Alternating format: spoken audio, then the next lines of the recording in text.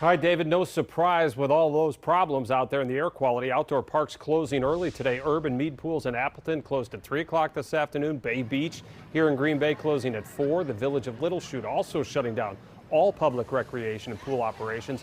If you are looking for a place to cool off, you can call 211 and find a cooling center near you.